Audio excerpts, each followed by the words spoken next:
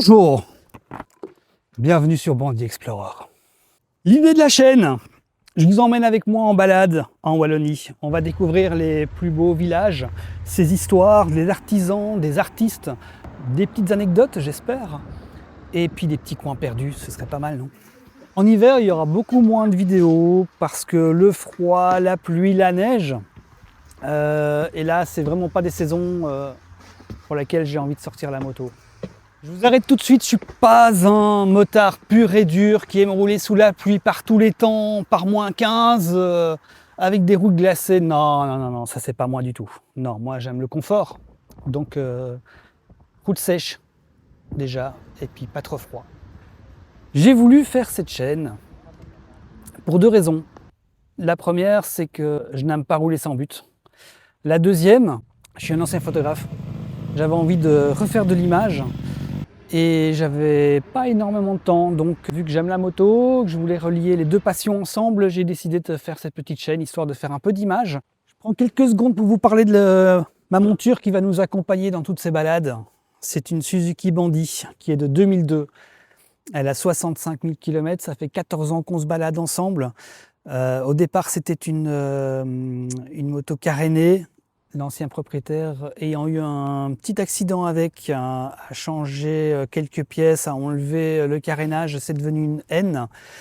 Et c'est juste une moto increvable, ça démarre tout le temps, il n'y a jamais de problème, on met de l'huile de friteuse dedans et ça démarre. C'est que du bonheur. Je voudrais également faire un appel à témoins.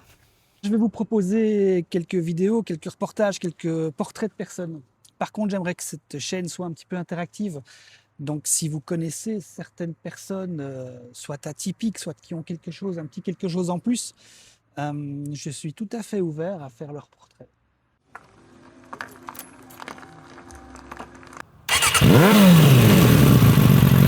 Allez, on y va. Houillet, surnommée la Commune Royale, doit son prestige au roi Léopold Ier et à son fils Léopold II. En 1842, le château de Ciernion devient résidence royale. En 1874, Léopold II bâtit le château royal d'Ardenne, transformé en hôtel de luxe fréquenté par la haute société. Pour accueillir ses invités prestigieux, il fait construire en 1898 la halte royale d'Ardenne, une gare privée, reliée directement au domaine, reconnaissable par ses murailles.